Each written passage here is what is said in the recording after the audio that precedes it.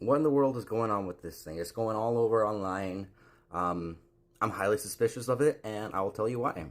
First things first, I am Yuga, the Draconic High Priest. Besides the fact that I believe in dragons and work with dragons on my own spiritual path, I'm actually very knowledgeable about crystals and mineralogy and things of that nature.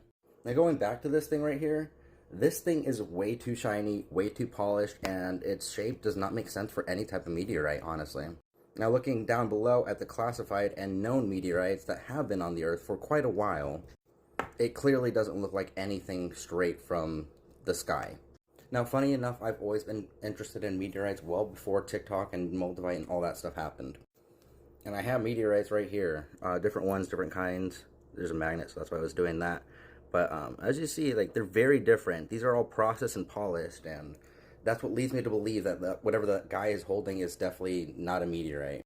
Now, here's the thing about meteorites.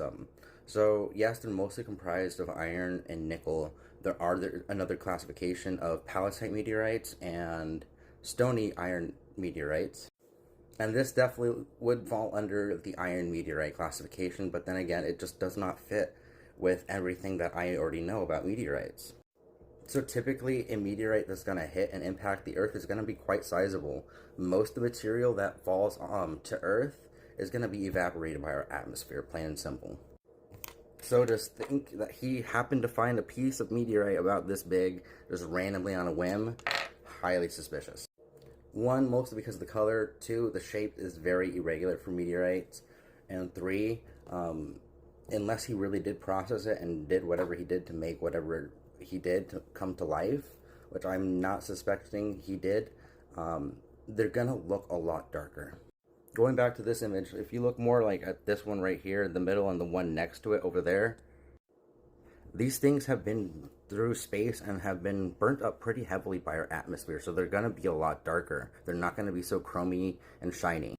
I mean, if it is a real living entity, then it's definitely very cool looking and interesting, but it's not extraterrestrial in origin for sure. I will say this really quickly because this is a very interesting fact about meteorites, but iron meteorites themselves, scientists have conclusively found that all forms of like the amino acids that are needed to create life have been detected in the meteorite. So that is a very plausible thing. I personally believe meteorites are definitely involved in the creation of life and the seeding of life across the universe. This is a very interesting topic. It's a very interesting video, but more than likely